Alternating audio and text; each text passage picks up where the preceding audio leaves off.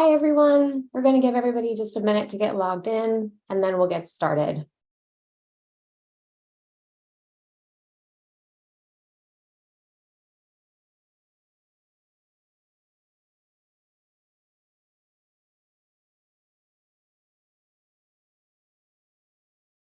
Hi, everybody. Thank you so much for joining us today. We have a big topic to cover today: how to earn and protect your customer data in an era of privacy. Thank you for joining us at Jotform. One of our favorite subjects is data, so we're really excited to dig in. If you are new to Jotform, welcome. Jotform offers a suite of no-code solutions designed to help organizations collect, share, and manage data.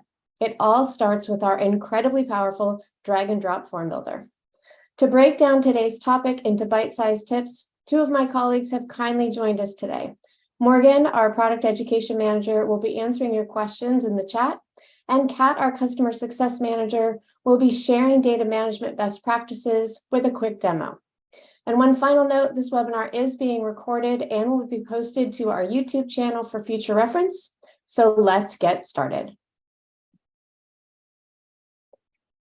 Here is a quick overview of today's topics. First, we'll look at consumer trust and privacy trends. Next, we'll discuss how a future-proof mindset can help inform your data management. Then we'll share how you can ensure ownership of your data.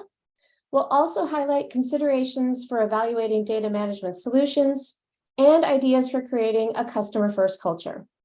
Kat will bring these big ideas down to earth with a quick demo, and then after that, we'll highlight resources to help you learn more.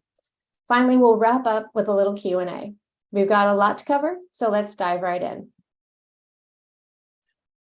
The laws and policies that dictate how data is managed vary by country, industry, and device. Currently, the European Union's General Data Protection Regulation, or GDPR, contains some of the strongest, most comprehensive data protections in the world. By contrast, the US has a matrix of laws that vary by state, with separate privacy regulations for healthcare patients and minors. Adding to this complexity, Apple and Google have their own data protection policies spanning these regions that dictates how data is tracked and shared with advertisers. And while data breaches continue to make headlines, costing organizations millions of dollars, according to Edelman's 2023 Trust Barometer, people still trust businesses to do what is right. Customer data should be thought of as a living, breathing thing. Why? Because customers change, and as their needs change, what's important to them changes as well. The rules protecting them change too. So ensuring your customer data management systems comply with GDPR standards may seem like an undue burden if you only operate in the US. It can pave the way for global growth and demonstrate that your organization takes consumer protection seriously. Whenever possible, try to minimize the number of systems you use to manage data. This can reduce maintenance, complexity, licensing fees, and training over time. Look closely at the limitations and potential of existing processes and systems. The more you can remove silos, automate, and collaborate, the more opportunities you'll have to improve your customer experiences.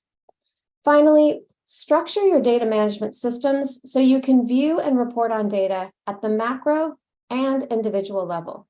Macro data can highlight trends and inform your future investments, while reporting at the individual level will be increasingly important as consumers exercise their rights to have you delete or provide the data you have collected about them.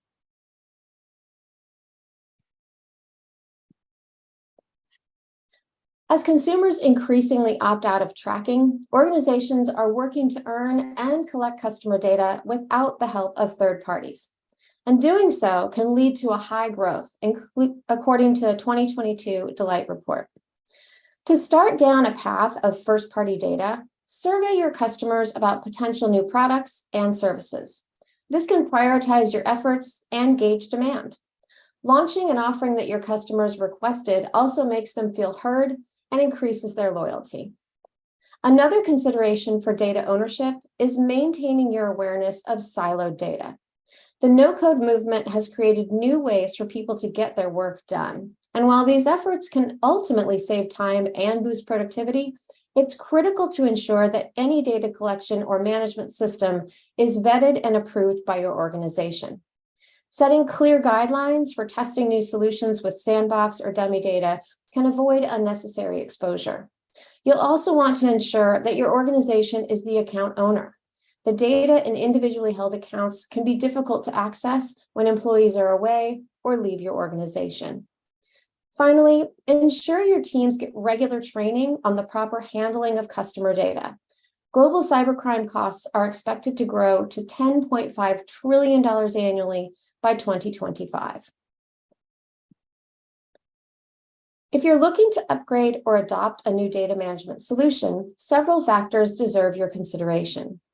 As a rule, people resist change, so selecting a system that's easy to use will encourage adoption and increase power users across your team or organization.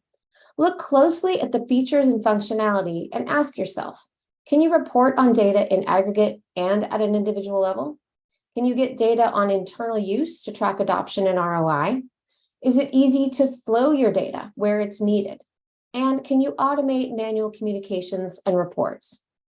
Finally, look for evidence that a system will serve your organization well into the future. Look for consistent innovation and compliance with the latest data regulations. Look for pricing structures that don't penalize growth, such as price per form, per document, per submission, per signature, etc.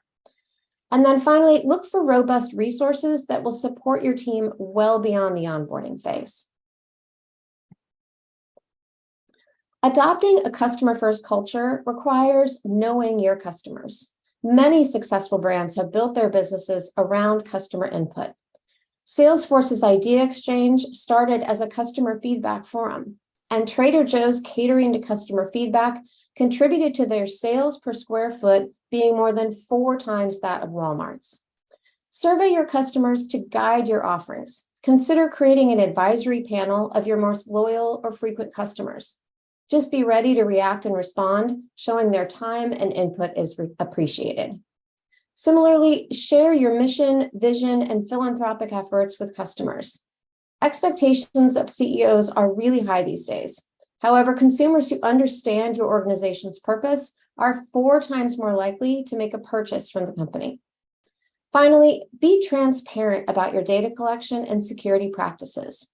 In the event of a security breach, respond as quickly and clearly as possible to minimize impact to both your business and your customers. All right, let's shift gears now to the part of our show and tell that is more show than tell.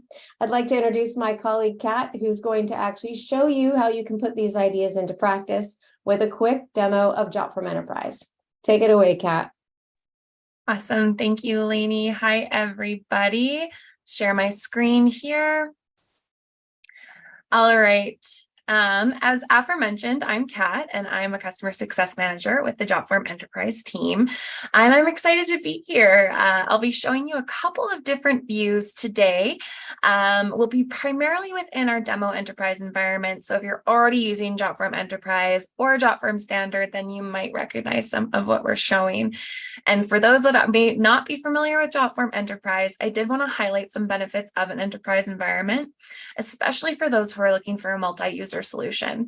As Lainey mentioned, when you add users to your enterprise server, those users are added to the organization's dedicated server environment with transparency instead of an individually owned account. Additionally, Jotform Enterprise offers dedicated HIPAA servers with SOC 2 compliance and GDPR compliant solutions. We're going to be working within a non-HIPAA environment today, but if you'd like more details on the HIPAA environments and more, please don't hesitate to contact us. We'll provide some more information on that towards the end of the webinar. All right, so let's dive in. I have a couple of forms pre-built within a team that we're going to be working in today. Please keep in mind that Teams is a feature that works best with Enterprise in a multi-user environment, and that all assets and their corroborating data is created and kept within the team. That's going to be owned by that team as an entity instead of the user. So when I create forms within my All Forms page here, that's what I've created as an individual user within the organization server. If I create an asset or form, app, anything within the team workspace, which we'll get into in a little bit here, that's then owned by the team as an entity.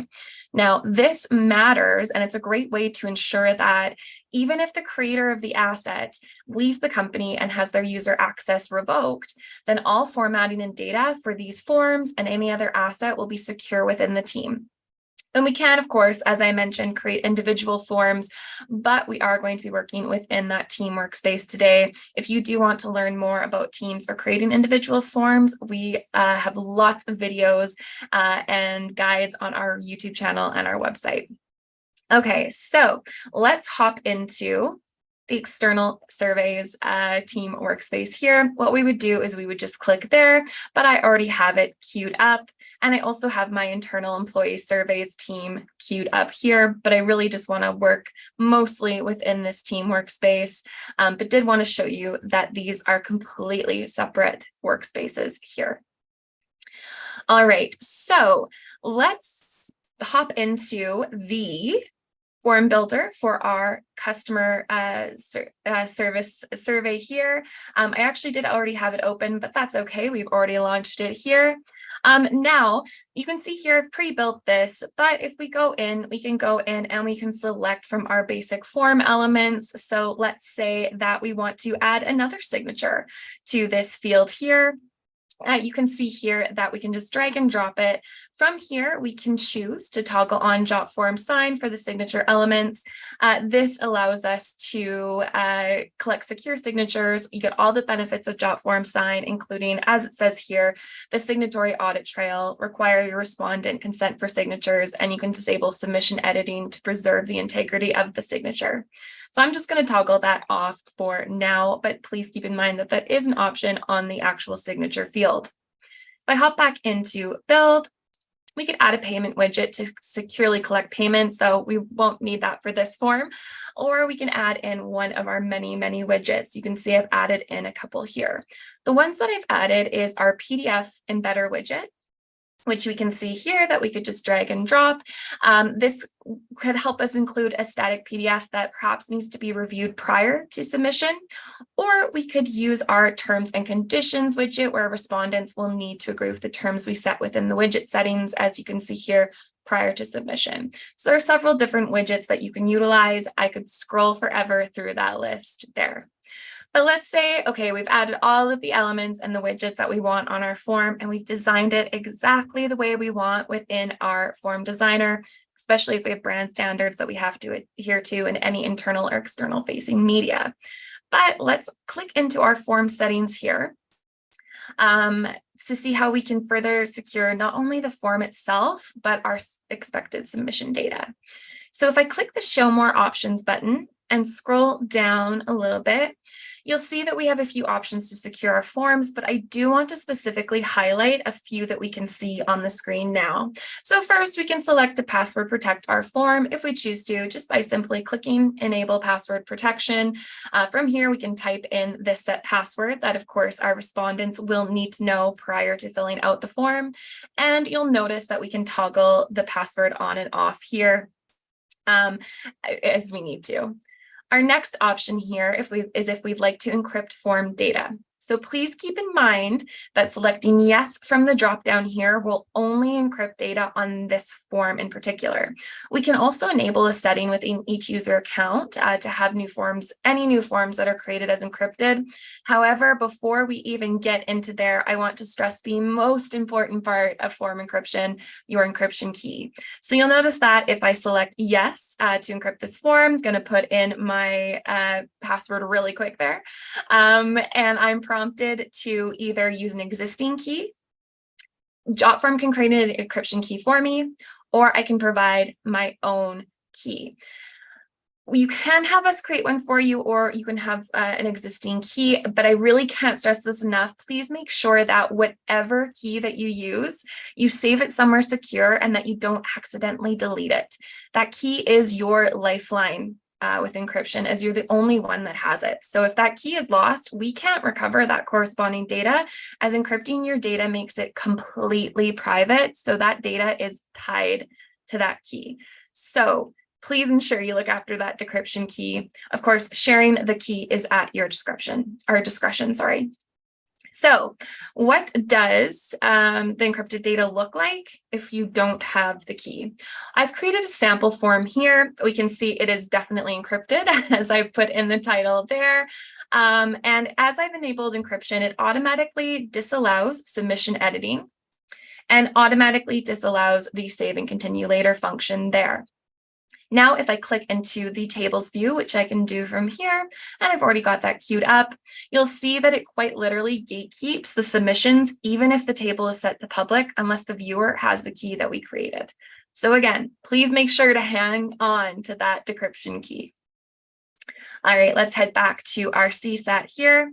Next, if we scroll down a little bit more, we can auto delete submission data from once we receive it here, and we can set that here if we enable. It's connected to an approval flow, so just keep in mind if you do have an approval flow on your form, it will give you that error message anytime you click it, but you can set it to delete within any of these time increments here. It does offer you a little bit of a buffer zone. We did recommend with the auto delete submissions that you integrate with another place to get your submission data there before you turn on auto delete. All right, and another feature that is unique to Jotform Enterprise as well, if you have SSO enabled on your server, you can utilize this to authenticate your form respondents via your SSO provider prior to them filling out the form. So this could be especially useful for employees that you may not need to have user licenses for on your enterprise server, but you want to enable SSO authentication for each employee that is going to fill out the form. And our system integrates with any SAML-based SSO provider.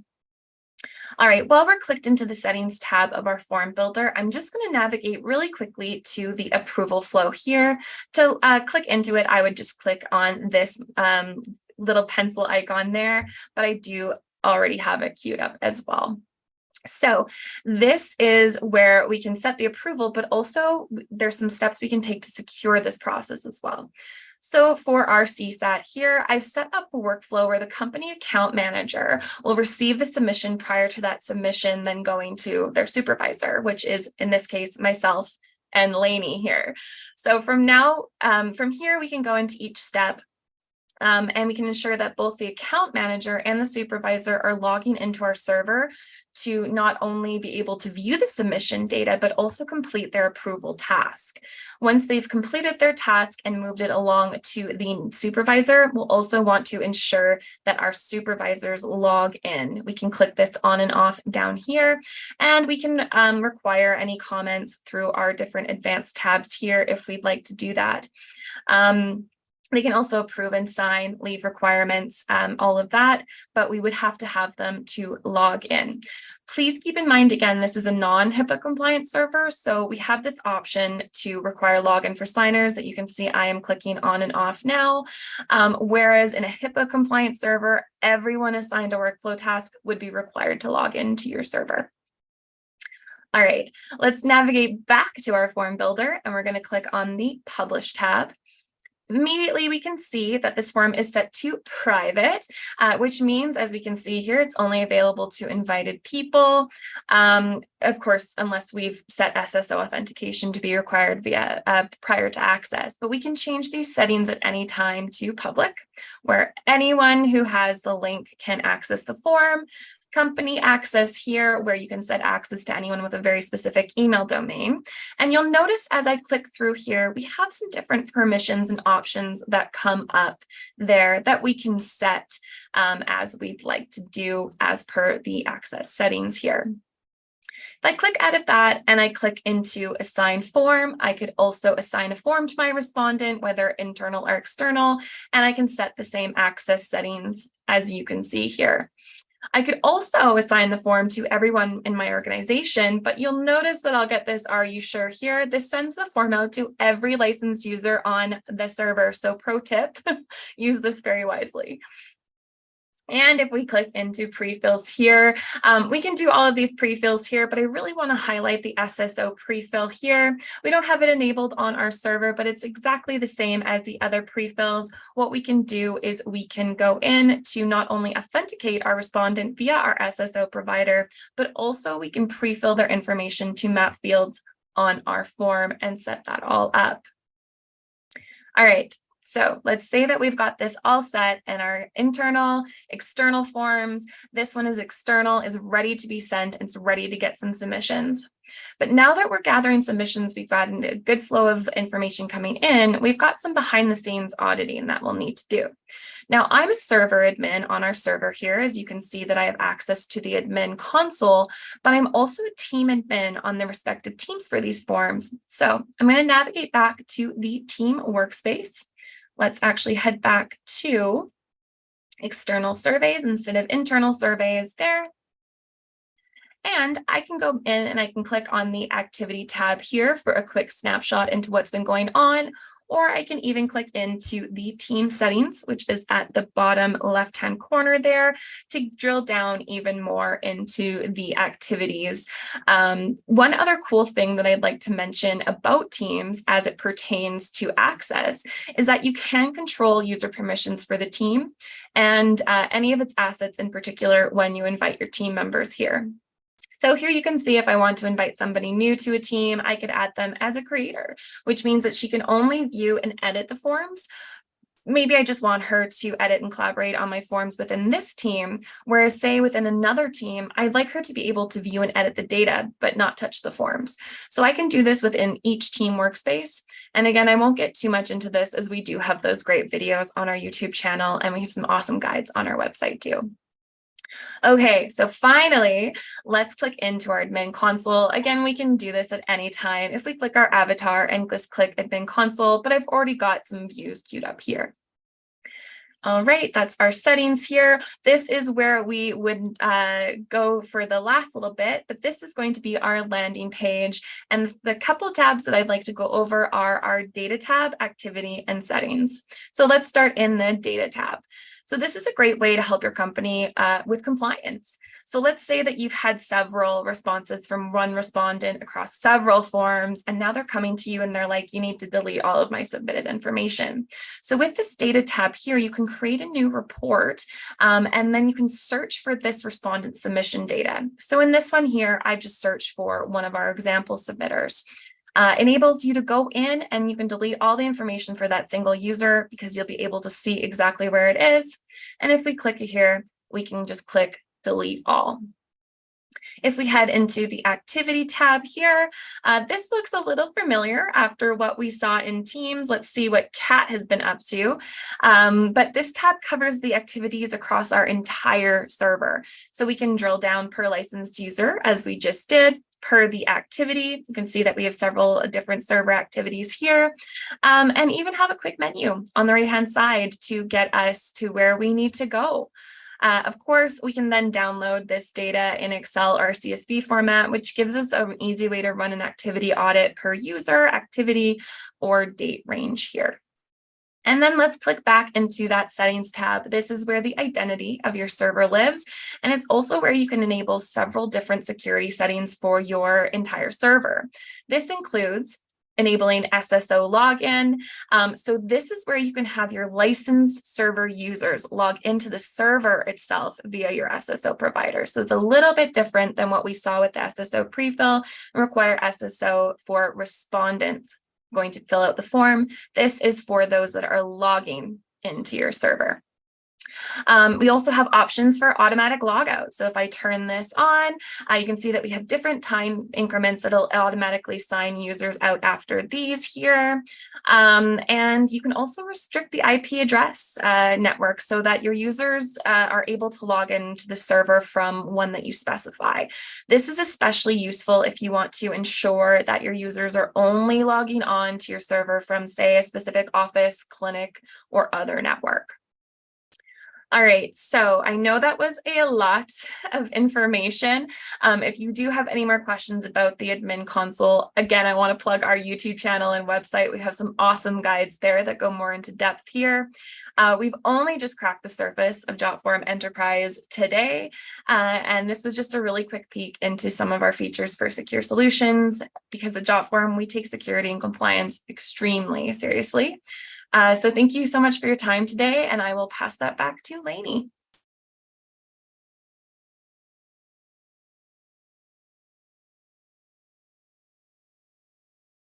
Oh, sorry, Lainey, you're muted there.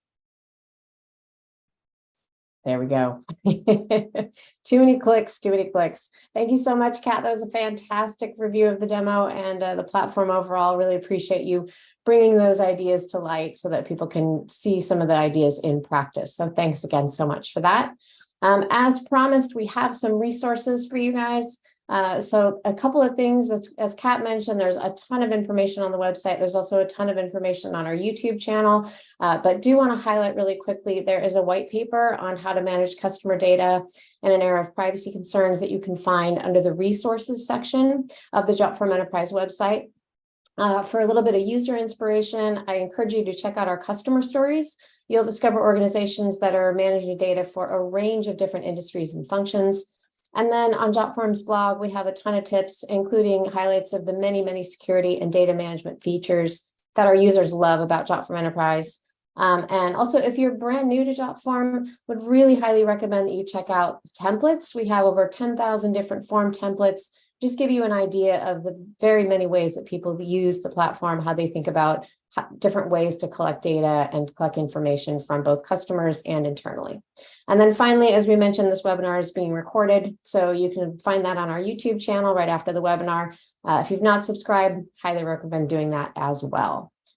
All right, at this point, I'd like to turn it back over to Morgan to see if we have any questions from the audience. All right, thank you, Lainey, and thank you both for this presentation. Excellent work. Yeah, we have a couple of questions here. First, I did just want to mention, I know Lainey and Kat both mentioned the YouTube channel a few times. That is youtube.com/thejotform. So you can find all of our videos there. We had a couple of questions about that. Yeah, so a couple of questions about encryption. Can data be encrypted for the free Jotform accounts? Yeah, absolutely. You can encrypt it there. Just keep in mind that you do have that limitation with the free Jotform accounts, but yeah, you can encrypt it on that side as well. Great. Another question about encryption. How does the approval flow work with form encryption? Does the data come encrypted to the approver? And if so, does that mean that all approvers need to have that decryption key that you mentioned? Yes, so anybody who's going to be looking at the submission data needs to have that decryption key. Of course, sharing that is at your discretion. The email notifications are going to be a little bit different. We do have outstanding feature requests for our approval workflows to more seamlessly integrate with that. But because we do have that, for encryption, we want to keep your data in totally private. There is some more manual stuff that we'll go through. So the approval workflows are not super ideal when you're working with encrypted forms. You can always send out a link to the table, or just make sure that your users have that link to the table and that private key to access that data, and they can go in and they can approve it as kind of a dashboard from the table's view. That's what some of our current users do with encrypted forms. But for that, anybody who's going to view that submission data would need to have that private key. Great. All right. Switching gears a little bit, how does a HIPAA compliant server compare to a regular server? Yeah, so with that, with Enterprise, our data is encrypted at rest by default. So because our Enterprise solution is completely isolated from the Jotform environment, of course, nothing is shared with any other users, and then it's automatically encrypted at rest while it's being written. And so that's really good for like PII.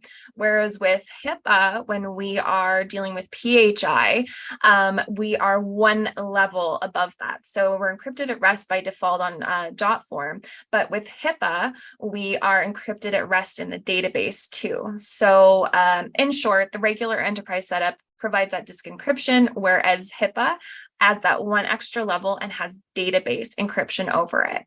There's also another couple differences there. You'll have some different integrations there. So we have 100 plus available direct integrations for non-HIPAA servers, but then on our HIPAA servers, the integrations goes down quite significantly because, for our our enterprise HIPAA accounts, we are SOC 2 compliant. So we really want to make sure that anybody that we're integrating with also follows HIPAA compliance as well.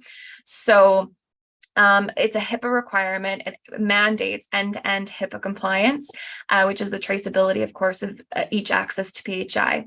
So you can get those integrations there, and then, of course, it's your responsibility to maintain HIPAA compliance. On a non-HIPAA compliant server, you've got a lot more there. And then, of course, we just went over within approval workflows.